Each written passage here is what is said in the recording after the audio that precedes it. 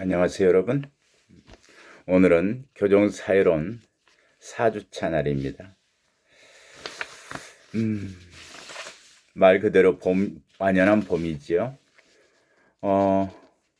어제 오늘 비가 내렸는데 여러분들도 이 봄비 내리는 거 알고 계셨나요? 제가 강의를 찍는 오늘은 춘분이 지난 3월 22일입니다. 오늘 강의 내용 잠깐 한번 보고 다시 이야기를 진행하죠.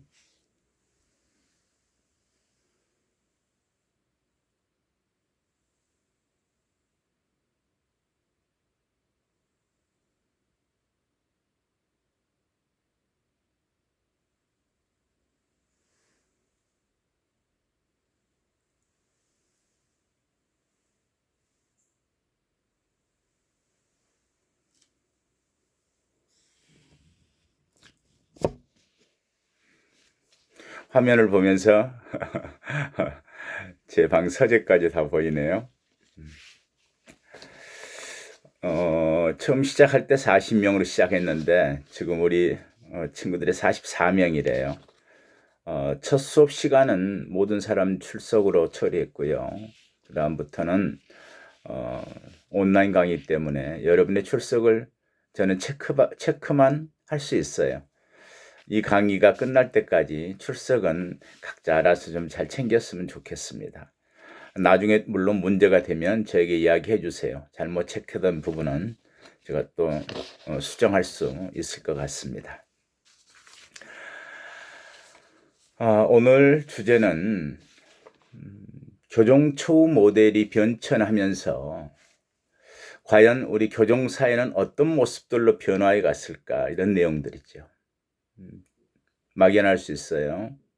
그래서 교정초우 모델들을 하나씩 짚어볼 생각입니다.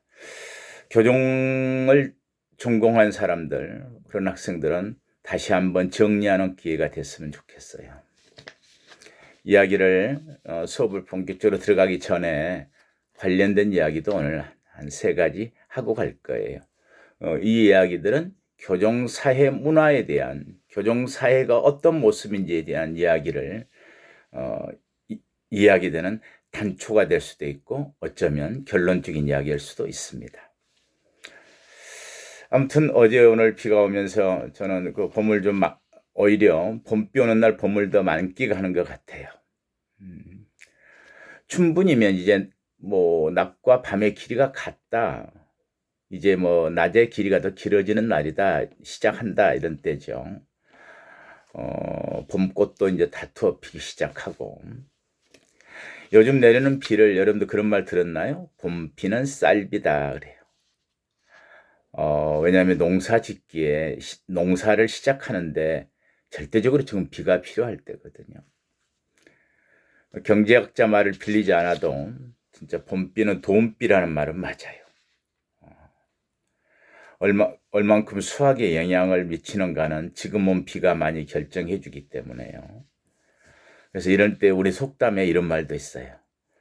쌀비가 내리면 안악내의 손도 커진다. 무슨 말이냐면 쌀비가 내리면 봄비가 지금처럼 농사 지을기 좋게 촉촉하게 내려주면 수확이 많아질 거라는 생각에 벌써부터 안악내가 마음이 더 여유로워진대요. 재밌죠? 이 시절을 이해하는 데 있어서 참 좋은 속담 같아요.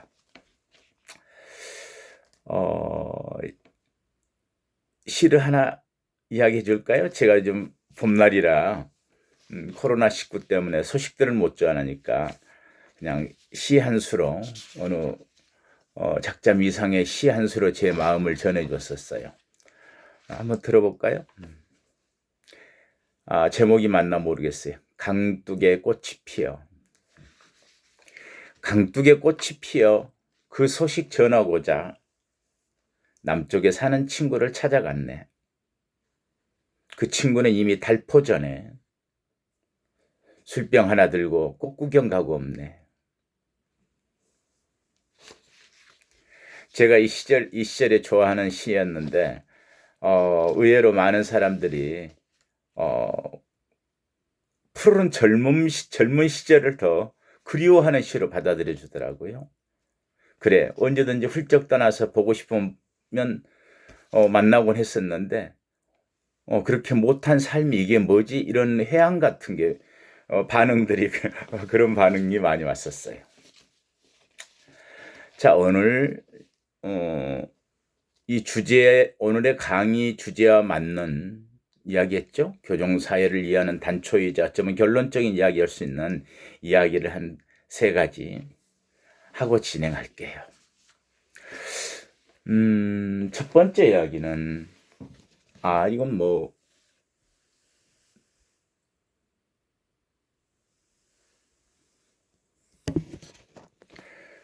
직접적으로 교정사회와 관련된 이야기는 아닙니다. 여러분들의 지금 이 시절의 생활과 관련된 이야기인데요. 사실 온라인 강의가 생각보다 불편해요. 같이 얼굴을 맞대면서 질문하고 답변도 하고 여러분들끼리 토의도 하고 이런 과정 속에서 주제와 접근해 가면서 하면 이야기도 쉽고 사실 강의 진행이 더 나을 수도 있어요. 여러분들 얼굴을 보지 않고 강의한다는 건 어떤 주제에 맞춰서 쫓아가다 보니까 늘 다급해져요. 그런데 최근에 이제 이런 각 대학이 우리나라가 가지고 있는 대학의 정원보다도 들어올 숫자가 더 적어지기 시작하는 시점이 됐다는 거죠, 올해부터. 작년까지는 우리 대학에서 받아들일 수 있는 숫자가 모집 인원이 대략 한 49만 명쯤 된다고 해요. 근데 작년부터 조금 문제가 생겼어요. 재작년에 대학을 가고자 하는 학생의 숫자들이 52만 6,267명이었대요. 그런데 작년에는 47만 9천 명, 약 48만 명이었고요. 올해 들어서는 42만 893명이었다는 겁니다. 누군가가 그런 표현을 썼다 그래요. 벚꽃이 피는 순서대로 대학이 망할 것이다 라는 표현까지. 벚꽃이 피는 순서라고 하면 저 아래 지방부터 벚꽃이 올라오기 시작하니까 서울까지. 그럼 어쩌면 이런 예측은 그냥 재미있는 예측이 아니라 현실적으로 정말 그렇게 되고 있는 상황들이죠. 그런데 한편으로는 이런 상황이 되다 보니까 전 세계가 겪고 있는 대학의 이제 위기도 있지만은 또 한 가지는 이제 온라인 강의들이 약진하면서 그런 부분도 생긴다는 거죠. 출생한 숫자가 적어지기 시작하면서 대학의 정원을 못 채우는 이런 상황도 되지만 온라인 강의가 발전하면서 약진하면서 그 영향도 받았다는 거예요. 그러면 온라인 강의가 잘 된다면 대학의 존재는 의미가 많이 퇴색할까요? 일정 부분 그런 부분도 있을 수 있겠죠. 지식의 전달이나 취업을 위한 어떤 준비로만 생각한다면 말이죠.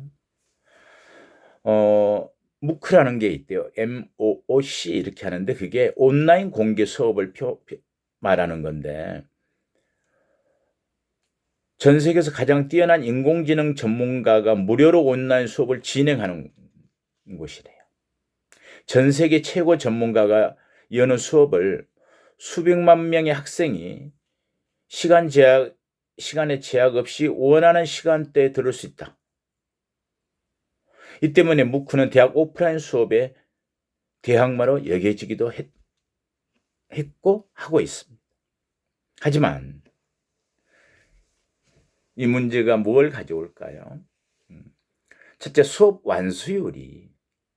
수업을 끝까지 듣는 완수율이 10% 정도에 머문다는 것을 그래요. 그런데 물론 뭐 더 이제 발전할 수는 있겠죠. 뭐냐면은 하버드대 입학보다 더 어렵다는 미네르바 스쿨은 기존 온라인 수업의 이런 문제점을 극복하는 토론 중심 수업 플랫폼을 개발해서 큰 성을 거두고 있는데 이건 굉장히 많은 함의를 가지고 있겠죠. 그럴 수 있겠다 이런 가능성에 대한 부분들. 그런데 대학 문화 우리가 교도소 사회, 교정 사회가 부분 사회라 그랬죠. 대학 사회는 사실 일반적이지만 독특하지 않나요? 대학 시절, 대학 사회가 추구하는 것, 대학 사회 문화, 대학 사회의 구성원들, 그 연령들, 그들이 갖고 있는 문화, 이건 정말 독특한 문화일 수 있죠. 그래서 첫 번째는 온라인에 아무리 좋은 강연들이 널려 있어도 그것만으로는 대학을 대신할 수 없다는 사실의 부분들이 있어요. 대학이 갖는 문화의 부분을 이해하지 않는다면. 그죠? 저 대학 다닐 때 어느 교수님이 그러세요. 이제 미국에서 오래 계시던 분인데 자기 있는 대학은 나무 심는 거, 나무를 가꾸는 거 이런 부분도 굉장히 많이 신경을 쓰는데 그 이유 중에 하나가 재밌는 부분이 있대요. 젊은 남녀 대학생들이 그들이 사귀는 공간을 많이 만들어주는 게 좋은 대학 역할이다. 그리고 학생들을 우리 대학이 많이 유인하는 방법이다. 그런 이야기인데 이해가 됐죠? 좋은 숲을 많이 가지고 있으면 좋은 커플이 많이 나오고 가능하다고 생각합니다. 둘째 또 이제 대학이라고 갖고 있는 것은 대학이라고 하는 부분들은 그 대학이 갖고 있는 분야의 역사와 전통들이 또 있고 동문이라고 하는 네트워크 형성돼서 온라인 수업에서 가질 수 없는 그런 문화들을 형성한다는 데 있는 거죠. 이렇게 이야기하는 건 대학 사회가 어떠해야 되는가 어떤 사회라고 하는 부분은 그 문화가 얼마나 중요한가 또 그걸 지금 여러분들이 어려운 상황이 있지만 어떻게 내가 대학 생활을 꾸려가야 할지에 대한 생각들의 시사점을 준다고 생각합니다. 나름대로 잘 보내실 걸로는 생각해요. 네, 한번 생각해 볼 문제죠. 자, 제가 준비한 하나의 이야기를 해볼게요. 여러분들에게 좋은 책을 하나 소개하려고 해요. 잘 알고 있나 모르겠습니다. 이 책을 쓴 저자는 교도소에서 생활을 해오면서 야생초에 관심을 갖게 되었고 그걸 가족에게 쓴 편지가 책으로 나온 거죠.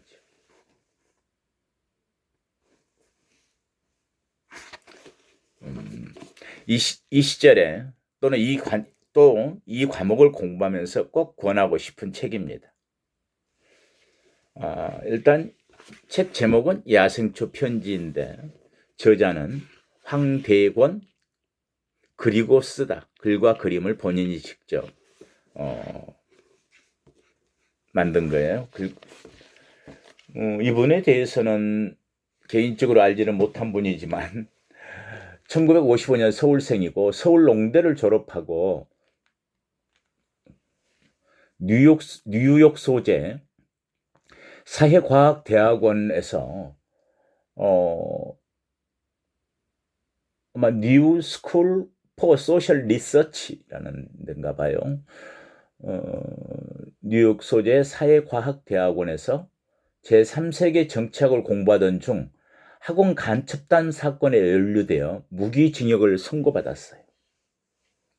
2001년 6월 8일 MBC 이제는 말할 수 있다를 통해 국가기관에 의한 조작극이었다고 사건의 진상이 세상에 널리 밝혀졌지만 그때는 이미 그가 30살이던 1985년부터 1998년 44살이 될 때까지 14년 됐겠네요. 정확히 교도소 생활은 13년 2개월 동안의 황금 같은 청춘을 감옥에서 보낸 후였다고 합니다.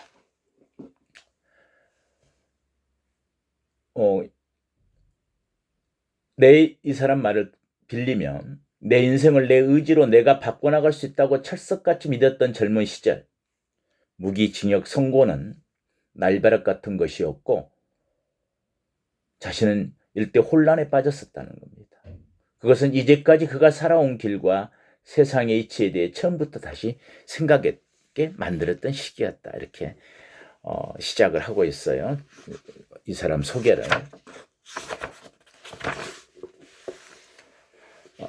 결론부터 이야기하면 이 책을 정말 교정사회론 주 교재였으면 좋겠다는 책이에요. 자, 서문을 읽어보면 그 내용을 이해할 것 같아요. 2002년 이 책에 나오던 당시니까 정확히 20년 전이죠. 19년 전. 이 서문에 이렇게 쓰고 있어요. 부끄러운 과거를 들추는 것 같아 굳이 마다한 서문이었다. 그러나 막상 책이 서점에 깔리고 독자들의 사랑을 받게 되니 그게 아니구나 싶었다. 이 책은 겉으로 보기에 평범한 야생초 관찰 일기이지만 실은 사회로부터 추방당한 한 젊은이가 타율과 감시 속에서 어떻게든 살아남으려 했던 생명의 몸부림이기도 하다. 감옥 마당에서 교도소 운동장을 이야기하는 것 같아요. 또 운동장은 대운동장, 소운동장, 다른 공간들이 꽤 있어요. 또 나름대로는. 감옥 마당에서 무참히 뽑혀나가는 야생초를 보며 나의 처지가 그와 똑같다는 생각이 들었다. 밟아도 다시 살아나는 야생초의 끈질긴 생명력을 담고자 했다. 아무도 보아주지 않는 잡초이지만 그 안에 감추어진 무진장한 보물을 보며 하느님께서 내게 부여하신 무한한 가능성에 대해 신뢰하게 되었다. 여전히 인간 중심적인 기술이지만 나는 독자들의 이 책을 통하여 모든 생명은 본질적으로 같으며 그것이 아무리 하찮아 보일지라도 이 우주의 하나뿐이라는 생명의 동질성과 소중함을 읽어주길 바란다. 그리하여 사람들 사이에 생태주의적인 시각이 널리 확산되는데 조금이라도 기여할 수 있다면 더 없는 기쁨이겠다. 생태주의적 시각뿐만 아니라 교정의 마당에서 어떻게 사람들이 어떤 느낌을 갖는지를 자기가 정리한 것이니까요.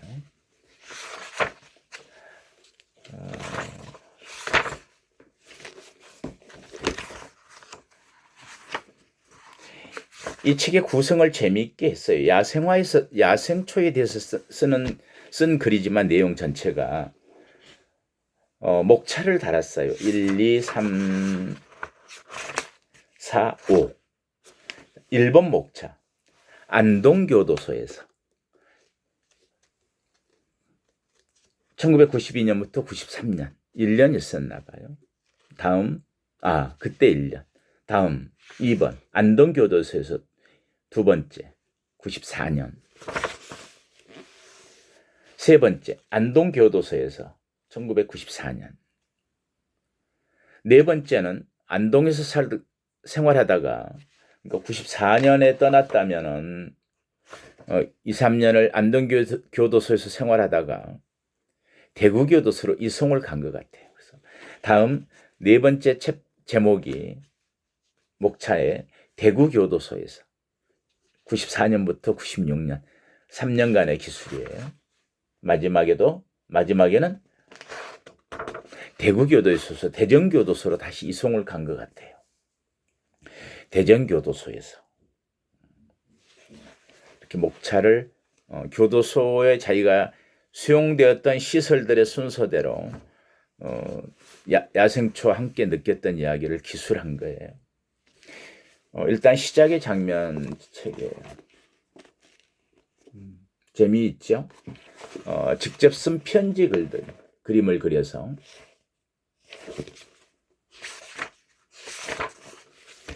여러분과 함께 제일 첫 글을 하나 오늘 읽어보는 걸로 교정사회가 무엇인지를 한번 생각해 보고자 합니다. 편하게 들어주세요. 여동생인 것 같습니다. 선아, 지난번 어머님 모시고 면회 왔다가 서울에는 잘 올라갔는지 길이 멀기는 하다만 차 안에서 실록의 산하를 내다보는 재미가 없지는 않았을 것이다. 요즘 비가 자주 내려서 사냐에 어린 풀들이 신명이 났다. 내가 만든 작은 꽃밭에 옮겨 심은 야생초들이 이젠 완전히 뿌리를 내려 달콤한 봄빛 속에 무럭무럭 자라나고 있단다. 확실히 하늘에서 내리는 비는 그냥 물이 아니다. 맑은 날에는 꽃밭에 아무리 열심히 물을 주어봐야 시들지만 않을 뿐 그저 그런데 비만 오면 마치 화답이라도 하듯이 풀들이 아우성이야. 비가 온 다음 날 운동 나가서 풀들을 들여다보면 말쑥한 자태로 하루 사이에 부쩍 자란 키를 자랑하고 있거든. 하긴 천지의 기를 담뿍 머금은 물을 원 없이 맞으니 어찌 좋지 않으리. 그동안 내가 여기저기서 떠옮겨 심은 것을 적어보겠다. 냉이, 제비꽃, 괭이밥, 쓴바귀, 마디풀, 방가지똥, 지친개, 개쑥갓, 황새냉이. 여러분들 다 아나요? 저는 다 알고 있는데 황새냉이, 벼룩나물, 명아주, 쑥, 사철쑥, 상치, 꽃말이, 그리고 씨를 심어 싹을 틔운 나팔꽃과 사과나무, 뽕나무. 지금 제비꽃은 다 지고 쓴바귀꽃만이 한창이다. 그 밖에 이름이 확인되지 않은 것 두세 가지가 더 있는데 나중에 확인해 본 다음에 알려줄게. 웬 꽃이름을 이렇게 잘 아냐고? 사실은 본격적으로 야생화 공부를 하려고 이번 달에 거금 5만 원을 투자해 야생화 도감을 하나 샀단다. 차만 출판사에서 최근에 발행한 상과 들의 계절 식물이란 건데 지금까지 나온 도감 중에는 가장 좋은 것 같지만 왠지 설명에 부족한 느낌이 든다. 특히 그림이 영 마음에 안 들어. 여러 사람이 분담하여 그렸기 때문에 일관성이 없고 정밀도와 묘사력이 서양의 것들과 비교해 많이 뒤진다. 우리나라 기초과학의 수준이 그 정도밖에 되지 않으니 어쩔 수 없지. 어쨌든 저자는 고등학교 교장 선생님인데 엄청난 일을 해냈더군. 그분의 노고에 감사드리며 이만.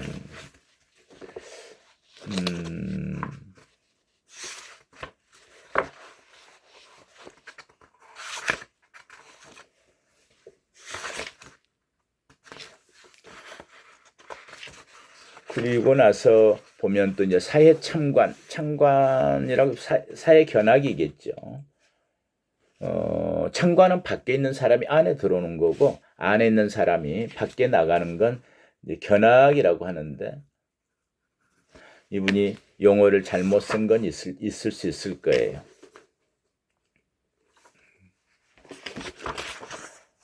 정작 하나 더 읽어주고 싶은 대목이 있는데 이건 틈틈이 주제와 관련되었을 때 한번 읽어주기로 하죠. 여기에 가장 인상적인 건 그런 거예요. 왜 교도소에서는 이런 풀마저도 다 뽑아내버리느냐. 굉장히 서운해하면서 쓴 글들이 안에 있는데 이런 풀들만 보고 자라도 사람들의 심성이 어떻게 변했을까. 그게 교종사의 가장 바람직한 모습들이 아닐까라는 부분들하고 관련 지어진 게 굉장히 와 닿았습니다. 오늘 여러분들에게 이 책을 이야기하는 건 그 부분을 이야기하고 싶었는데 이 책의 그 내용에 대한 소개는 다음에 또 한번 하도록 하지요.